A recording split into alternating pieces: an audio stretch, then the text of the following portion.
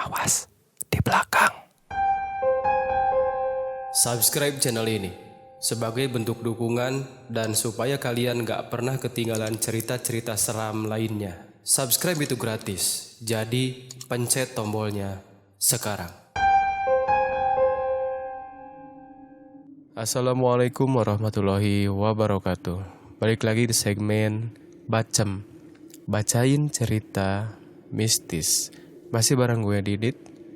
Selamat datang juga buat kalian yang baru gabung. Langsung aja subscribe channel ini. Dan buat kalian pendengar setia, kalau kalian suka sama konten kayak gini, jangan sungkan-sungkan buat klik tombol like. Dan buat kalian yang gak suka, jangan sungkan juga buat pencet tombol dislike. Kita fair kok, oke? Oke, di episode kali ini gue langsung aja bacain ceritanya dari seseorang bernama Yunan. Halo, namaku Yunan. Aku excited banget buat ngirim cerita pengalamanku ke channel Awas di belakang. Semoga aja channel ini bisa berkembang lebih pesat lagi. Amin. Ceritaku mungkin agak-agak nyerempet sama hal yang mengerikan. Dan itu kejadiannya terjadi pas aku masih jadi mahasiswa di salah satu universitas ternama di negeri tercinta kita ini. Tepatnya tahun 2018, di mana yang ku bilang tadi, aku masih jadi seorang mahasiswa. Rumahku sama kampusku ini beda kota, makanya aku pilih buat ngekos aja.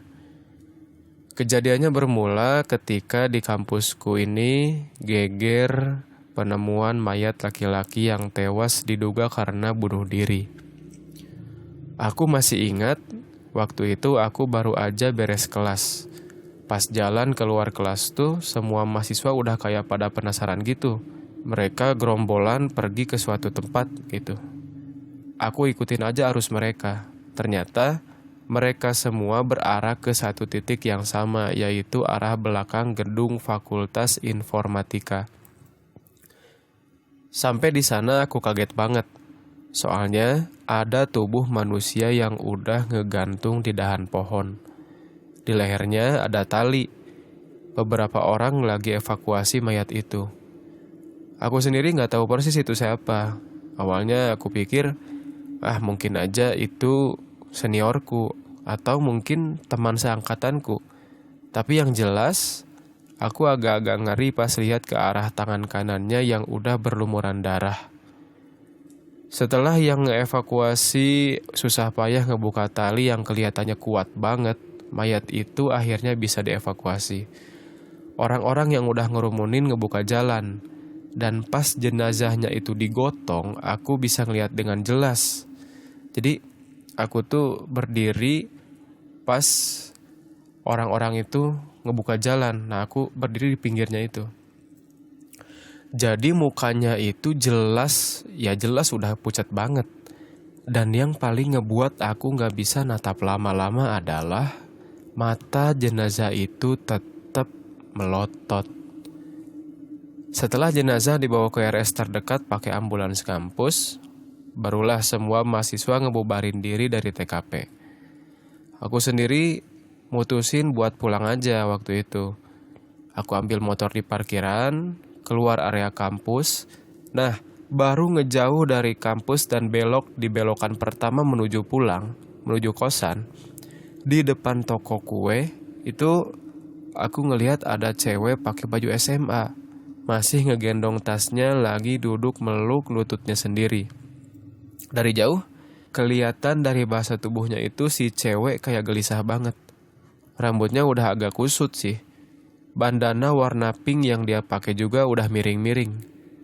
Aku samperin, terus nanya, "Kenapa, Dek?"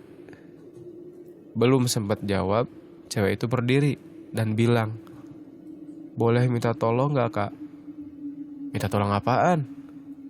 "Anterin aku ke satu tempat, Kakak ada waktu kan?" kata dia gitu.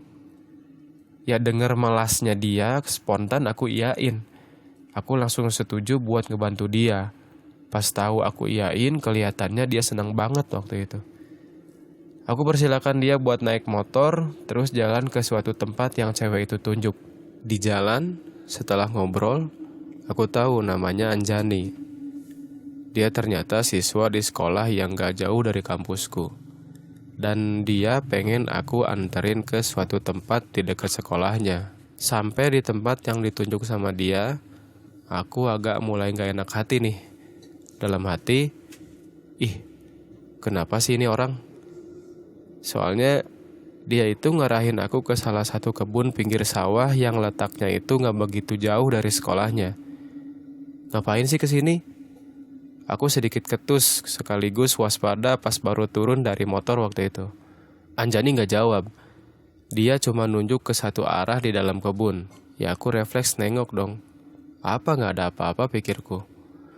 Tapi pas nengok ke dia lagi, aku sama sekali gak ngelihat ada tatapan mencurigakan di matanya. Malah, aku lihat dia agak netesin air mata. Kayak kehipnotis, tiba-tiba aku jalan masuk ke dalam kebun. Sementara Anjani jalan di belakangku. Jauh masuk ke dalam kebun, aku perhatiin. Aku kayak ngelihat satu benda besar warna hitam di balik celah tumpukan daun-daun.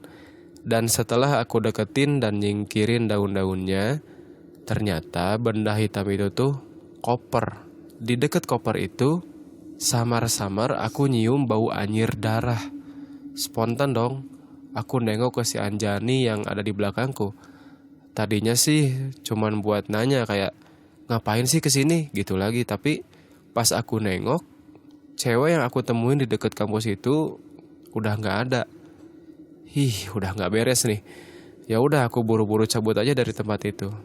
Nah, waktu aku baru mau starter motor, dari arah belakang tiba-tiba banyak banget gerombolan orang-orang yang kayak nyari sesuatu gitu. Aku tanya ke salah satu bapak-bapak yang ada di sana. Ada apa, Pak? Bapak itu malah balik nanya. Dek, Ade lihat ada cewek rambut panjang pakai bandana pink gak? Loh, itu pasti Anjani aku pikir kan. Aku jawab aja. Tadi sih ada di kebun itu, Pak.